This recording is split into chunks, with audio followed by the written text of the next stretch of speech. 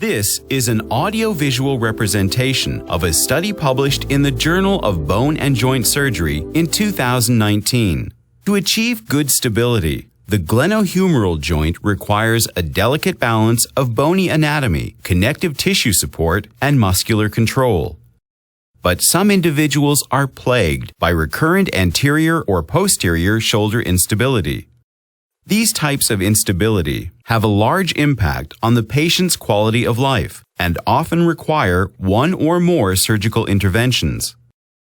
The shape of the shoulder socket, or glenoid, is known to contribute to recurrent shoulder instability, but does the architecture of the bony roof of the glenohumeral joint, called the acromion, also play a role? Orthopedic researchers in Switzerland performed an observational study to find out.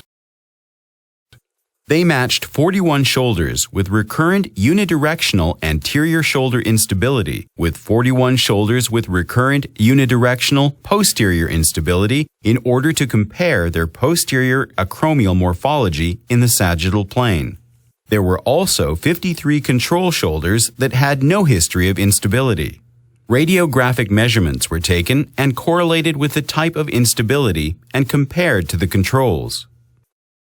They found that posterior acromial morphology did correlate with the direction of shoulder instability. Posterior instability was significantly associated with a higher and more horizontally oriented acromion, and a steep acromion virtually excluded shoulders from the posterior instability group.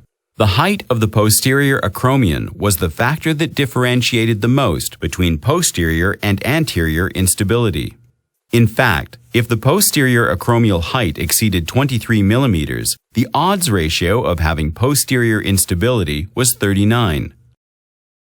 It was hypothesized that an acromion that is situated higher and is oriented more horizontally provides less posterior restraint on the humeral head.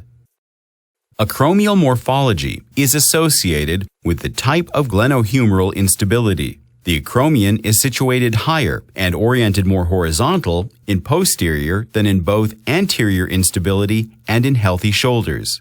These results warrant further study to determine what relevance acromial morphology has in the treatment of posterior instability.